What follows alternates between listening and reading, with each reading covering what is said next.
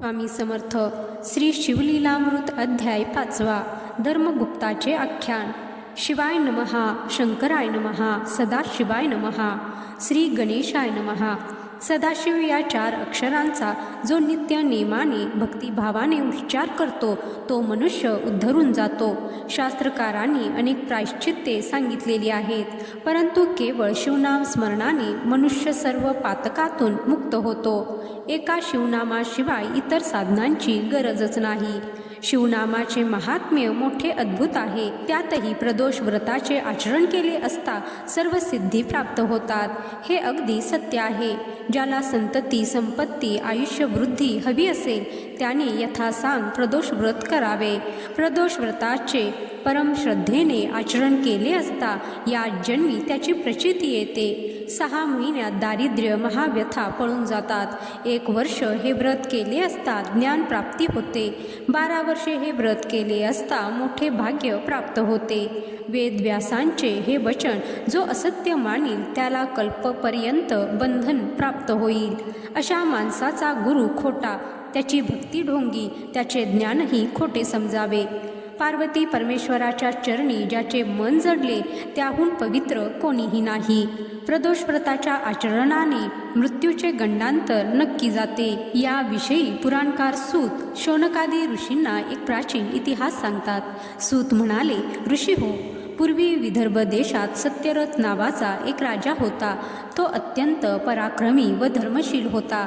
त्याने पुष्कळ वर्षे राज्य केले, पण त्याने कधीही शिवपूजन, शिवकीर्तन केले नाही। एकदा शाल्व देशाच्या राजाने इतर राजांच्या मदतीने सत्यरथावर आक्रमण केले। 7 दिवस घनघोर युद्ध चालू होते। सत्यरथ एकटा होता, शत्रू मात्र अनेक होते। शेवटी त्या युद्धात सत्यरथ धारातीर्थी पडला। शत्रूने नगरात प्रवेश केला। सत्यरथाची पत्नी इंदुमती त्यावेळी गर्भवती होती। 9 मास भरत आले होते। शत्रूच्या भीतीने ती तशाही अवस्थेत वनात पळून गेली। अत्यंत सुकुमार, लावण्यवती अशा तिच्या पायात काटे घुसत होते। दगडांनी पाय ठेचाळत होते। पळता पळता ती पडत होती। शत्रू पकडतील या भीतीने पुन्हा उठून धावत होती। अहो, कर्मगती गहन असते हेच खरे। जिच्या पायाच्या अंगठ्यांचे नख सुद्धा कधी सूर्याला दिसत नसे, ती राणी गर्भवती असताना जीव वाचवण्यासाठी रानावनात धावत होती। धावता धावता ती एका वृक्षाजवळ आली व तेथेच पडली। जिच्या सेवेला शेकडो दासी धावत असत ती इंदुमती राणी जमिनीवर पडली होती। तहानेने कासावीस झालेल्या तिला घोटभर पाणीही मिळत नव्हते। तशा स्थितीत ती प्रसूत झाली। तिला मुलगा झाला।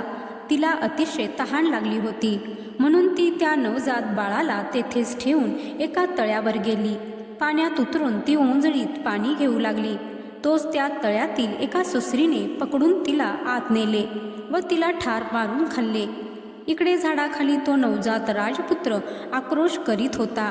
त्याच वेळी तेथे उमा नावाची एक विधवा ब्राह्मण स्त्री आपल्या मुलाला कडेवर घेऊन तेथे आली।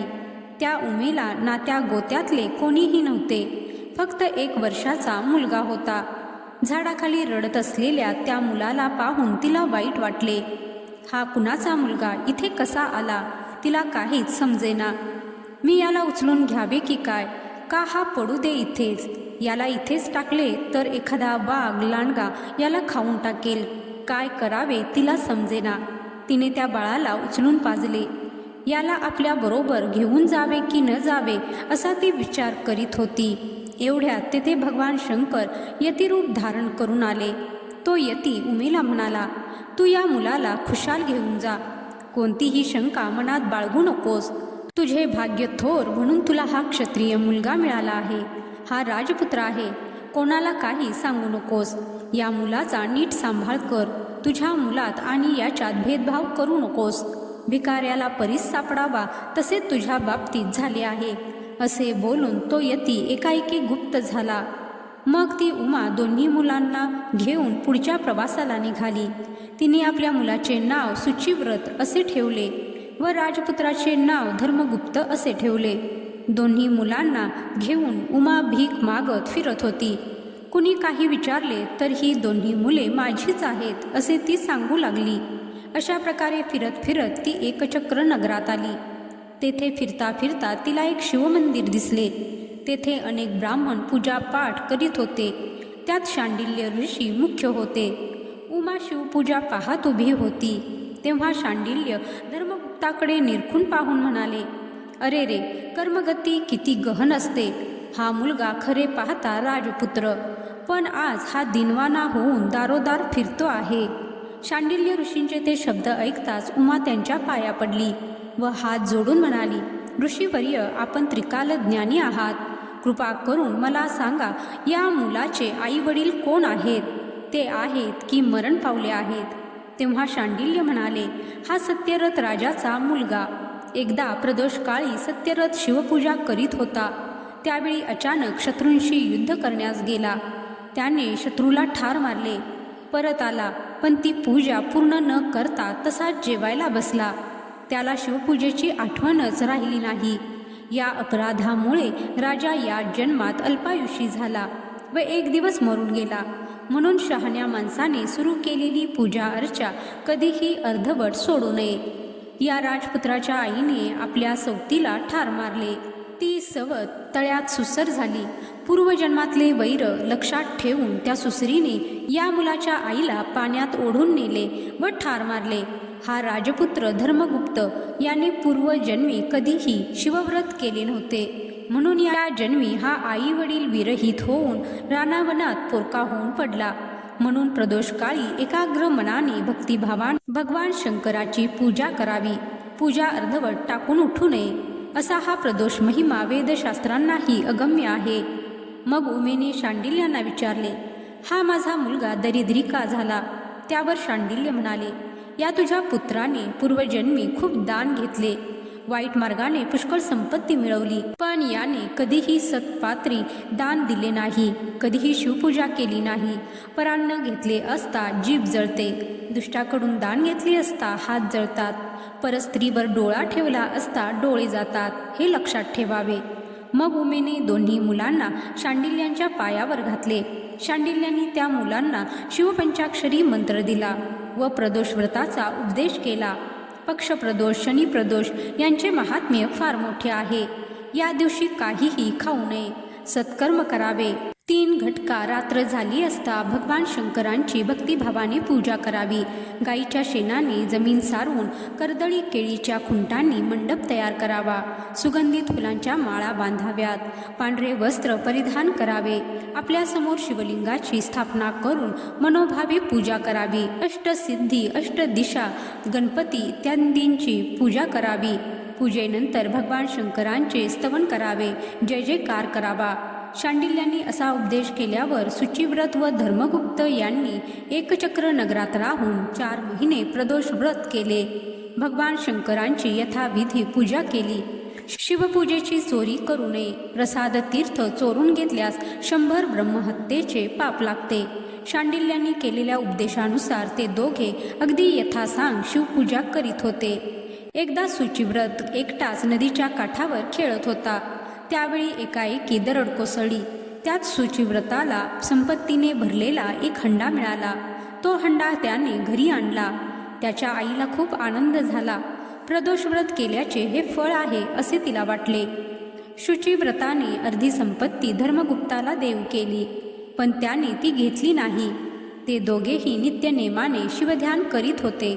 मोठ्या भक्तिभावाने शंकराची पूजा करीत होते. एके दिवशी शुचिव्रत व धर्मगुप्त वनविहारासाठी गेले. त्यावेळी तेथे काही गंधर्व कन्या आल्या होत्या. त्यात एक मुलगी अतिशय सुंदर होती. धर्मगुप्त तिच्याकडे एकटक लावून पाहत होता. तेव्हा शुचिव्रत म्हणाला, अरे, परस्त्रीकडे असे पाहू नये. परस्त्रीच्या दर्शनाने चित्त भ्रष्ट होते. तिला स्पर्श केला असता बलवीर्य नाहीसे होते. परस्त्री महाअनर्थाला कारणीभूत होते. परंतु धर्मगुप्ताने शुचिव्रताच्या बोलण्याकडे लक्ष दिले नाही. तो त्या गंधर्व कन्येच्या रूप लावण्याने अगदी वेडावून गेला होता. ती एका गंधर्व राजाची कन्या होती. तिचे नाव अंशुमती. तीही धर्मगुप्ताकडे पाहत होती. पूर्वी एकदा गंधर्व राजाने शंकरांना विचारले होते, माझी ही सुलक्षणी कन्या कोणाला देऊ? तेव्हा शंकर म्हणाले, सत्यरथाचा पुत्र धर्मगुप्त हा माझा परमभक्त आहे. त्याला अंशुमती दे. ती अंशुमती धर्मगुप्ताकडे निहाळून पाहत होती. अजानुबाहू भरदार छाती असलेला 32 लक्षणी धर्मगुप्त अंशुमतीला मदनासारखा वाटत होता. अशा या राजपुत्र धर्मगुप्ताला पाहून अंशुमती आपल्या मैत्रिणींना म्हणाली, तुम्ही दुसऱ्या वनात जाऊन चांगली फुले गोळा करून आणा. त्या मैत्रिणी गेल्यावर अंशुमतीने झाडाच्या पानांचे आसन तयार केले. तिने धर्मगुप्ताला जवळ येण्याची खूण केली. धर्मगुप्त तिच्याजवळ जाऊन आसनावर बसला. धर्मगुप्ताचे मर्दानी सौंदर्य पाहून अंशुमती अगदी घायाळ झाली. तिने मोठ्या प्रेमाने धर्मगुप्ताची विचारपूस केली. मग ती त्याला म्हणाली, राजसा, तुझ्या शृंगारासारख्या सरोवरात मी राजहंसी विहार करते आहे. तुझा मुख चंद्रमा पाहून माझा मानस चकोर नृत्य करीत आहे. तुझे आनंदी मुखकमल पाहून माझे नेत्र भ्रमर त्याच्याकडे झेपावत आहेत. असे म्हणून तिने आपल्या गळ्यातील दिव्य मौक्तिक हार काढून धर्मगुप्ताच्या गळ्यात घातला. त्याच्या चरणावर मस्तक ठेवून ती म्हणाली, मी काया वाचा मनाने तुझी पत्नी झाली आहे. माझा स्वीकार कर. तेव्हा धर्मगुप्त म्हणाला, मला आई वडील नाहीत. मी राज्यभ्रष्ट अत्यंत दरिद्री आहे. तुझ्या वडिलांना हे समजले तर ते कसे मान्य करतील. त्यावर अंशुमती म्हणाली, तुम्ही कसलीही चिंता करू नका. मी आजपासून 3 दिवसांनी येथे परत येईन. तुम्हीही विवाहासाठी लवकर या. असे सांगून अंशुमती आपल्या वडिलांकडे गेली. तिने सगळी हकीकत सांगितली असता गंधर्व राजाला अतिशय आनंद झाला. धर्मगुप्तानेही घरी जाऊन आपल्या भावाला व आईला सर्व काही सांगितले. त्यांना अतिशय आनंद झाला. शांडिल्याचे शब्द खरे ठरले. शिवव्रताचेच हे फळ आहे असे सर्वांना वाटले.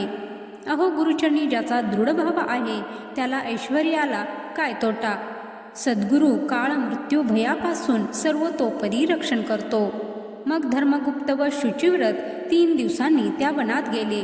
गंधर्व राजही आपल्या परिवारासह मोठ्या तयारीनिशी तेथे आला. आपला भावी जावई धर्मगुप्त पाहून गंधर्व राजाला अतिशय आनंद झाला. त्याने मोठ्या सन्मानाने उमेला आणविले. मग धर्मगुप्त आणि अंशुमती यांचा मोठ्या थाटात विवाह झाला. 4 दिवस विवाह सोहळा चालू होता. गंधर्व राजाने कोणत्याही गोष्टीची कमतरता ठेवली नव्हती. त्याने अत्यंत अनमोल स्वर्गीय वस्तू विहिनीला म्हणजेच उमेला दिल्या. त्याने धर्मगुप्ताला 1,00,000 रथ, 10,000 हत्ती, अत्यंत तेजस्वी 1,00,000 घोडे, 1,00,000 दासदासी, अपार संपत्ती, सोने, दिव्य धनुष्य, अक्षय भाते इत्यादी वस्तू सन्मानपूर्वक दिल्या. त्याने उमेसह सर्वांचा मोठा सन्मान केला. मग धर्मगुप्त व अंशुमती सुवर्ण रथात बसून निघाली. चतुर्विध वाद्यांचा गजर होत होता. बरोबर चतुरंग सेना होती. धर्मगुप्ताने आपल्या पित्याच्या विदर्भ नगराला वेढा घातला. सत्यरथाचा वध करणाऱ्या दुर्मर्शनाशी धर्मगुप्ताचे प्रचंड युद्ध झाले. परंतु गंधर्व सेनेपुढे दुर्मर्शनाचा निभाव लागेना. सैनिकांनी दुर्मर्शनाला पकडून धर्मगुप्ताकडे आणले. परंतु धर्मगुप्ताने त्याला क्षमा करून सोडून दिले. त्यावेळी देशोदेशीचे प्रजाजन करभार घेऊन धर्मगुप्ताला भेटावयास आले. मग एका शुभ मुहूर्तावर धर्मगुप्त सिंहासनावर बसला. त्याने आपली माता उमा व बंधू शुचिव्रत यांच्यासह 10,000 वर्ष न्याय नीतीने राज्य केले. त्याने आपले गुरु शांडिल्य यांचा फार मोठा सत्कार केला. त्यांना रत्नांचा अभिषेक करून दिव्य वस्त्रालंकार अर्पण केले. धर्मगुप्ताच्या राज्यात सुख, समाधान, आनंद ओसंडून वाहत होता. अवर्षण, दुष्काळ, आधिव्याधी, अकाली वैधव्य, अकाली मृत्यू, दुःख, शोक इत्यादी गोष्टी धर्मगुप्ताच्या राज्यातून कायमच्या पळून गेल्या. सर्व लोक धर्मगुप्ताला आशीर्वाद देत होते. धर्मगुप्ताने शुचिव्रताला युवराजपद दिले. अशा रीतीने धर्मगुप्ताने 10,000 वर्षे राज्य केले. शेवटी आपल्या पुत्राला राज्य देऊन तो भगवान सदाशिवांचे चिंतन करण्यात गढून गेला. भगवान शंकरांनी दिव्य विमान पाठविले. धर्मगुप्त आपली माता, बंधू व पत्नी अंशुमतीसह शिवस्मरण करीत त्या दिव्य विमानातून कैलासपदाला गेला. त्याने भगवान शंकरांचा जय जयकार करून त्यांच्या चरणी लोटांगण घातले. पतित पावन जगन्नाथ शंकरांनी त्या सर्वांना आपल्या हृदयाशी धरून त्यांना अक्षयपद दिले. या धर्मगुप्त आख्यानाचे जे पठण श्रवण लेखन करतील त्यांचे भगवान शंकर सर्वतोपरी रक्षण करतील. या आख्यानाच्या श्रवण पठणाने सर्व पातकांचा क्षय होतो, सर्वत्र विजय मिळतो, धनधान्य समृद्धी येते. काही कर्ज असतील तर ते फिटते. प्रदोष व्रताचे महात्म्य फार मोठे आहे. या व्रताचे जो आचरण करतो त्याला दारिद्र्य अकाली मृत्यू कधीही येत नाही. हे अगदी सत्य आहे. ज्याच्या घरी हा श्री शिवलीलामृत ग्रंथ सदैव वाचतात श्रवणतात ज्याच्या घरी हा श्री शिवलीलामृत ग्रंथ सदैव वाचतात श्रवणात असतो त्यांच्या पाठीशी भगवान शंकर असतात. शेवटी शिवपदाची प्राप्ती होते. हा शिवलीलामृत ग्रंथ म्हणजे अत्यंत रसाळ आम्रवृक्ष आहे. यातील पद्य रचना किंवा गद्य रूपांतर म्हणजे पाडास आलेली फळे आहेत. परंतु दुष्ट दुर्जनांना, श्रद्धा नसलेल्यांना ही फळे आवडत नाहीत. परंतु सज्जनांनी या फळाचा मनापासून आस्वाद घ्यावा. स्कंद पुराणाच्या ब्रह्मोत्तर खंडातील शिवलीलामृताचा 5वा अध्याय समाप्त. श्री सांब सदाशिवार्पणमस्तु. ओम नमः शिवाय. हर हर